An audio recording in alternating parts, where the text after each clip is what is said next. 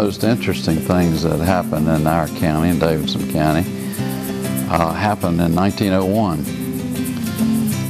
It was the wreck of the trains that ended the Buffalo Bill Wild West Circus, or show. It was the biggest show on earth, and they had been in London before, and on October the 29th, 1901, the circus or show left Charlotte after performing before 30,000 people, by the way, in Charlotte. They left on 2 trains. It was so big they had to travel on 2 trains. And Buffalo Bill was in the front train, and they had radioed ahead to be sure everybody knew there were 2 trains coming, and to get off the track, of course. And so the radio message came to Lexington, and there was a train coming to Lexington from the north, and of course they were, from the south, going south. And so there was a train coming from Richmond and 2 trains with Buffalo Bill coming from Charlotte. So the train in Lexington pulled over onto the side track, so he wouldn't, there was only 1 track, so he had to pull over. But he didn't get the message that there were 2 trains. He got the message that the show was coming, but he didn't get the message that 2 trains were coming. So as soon as Buffalo Bill's train passed him, he chugged back out on the tracks. This is 1901, and they were all mostly wooden cars then.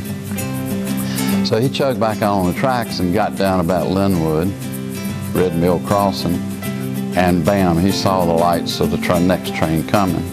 And Annie Oakley was in that train, and she was asleep in the back of the train. And most of the cowboys and most of the cattle or horses and, buffaloes and things like that were in that train. So anyway, they couldn't stop. They were slammed on brakes and skidded, sparks flying, all that stuff. And I think the description was that it looked like, when they hit, it looked like 2 great animals tried to eat each other and devour each other. They just consumed each other, the engines did. Nobody was killed. The engineers and all, of course, saw what was happening and jumped into the creeks and stuff down there. Well, it killed most of the horses and all, and Annie Oakley's back was hurt really bad.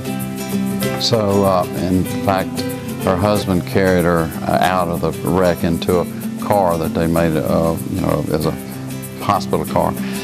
But she was famous, for shooting, and she was a really good shot. And her hair turned overnight. Her hair turned white, like mine anyway. But mine's from something else.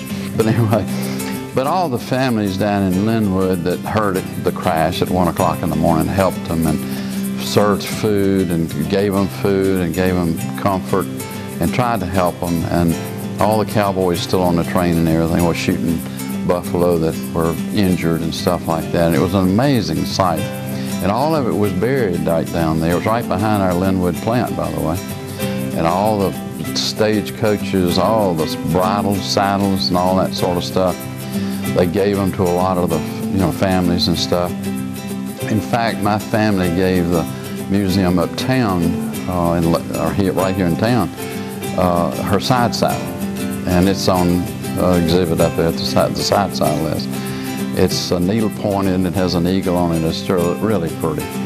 And I have her .410 shotgun, supposedly. I know she had a lot of guns, and she was some kind of shot. This is a .410-44. It would shoot a bullet, and then it would shoot a shotgun shell, pellets. And this actually came from when she was in London, and it supposedly, and I'm sure she had many guns. But this is on display here at the gallery, and we're a museum now. We've been designated a museum, and I'm excited about that. We've always been a museum, but we've really been designated a museum now because we got all the chairs and all the artifacts and antiques and stuff right here. This is interesting. This is a 10-cent Annie Oakley comic book. And the folks I got the gun from sent that with the gun, but I had never seen one. I used to buy 10-cent comic books. But anyway, that's just part of our wonderful history in Davidson County, and I thought it was something to tell about.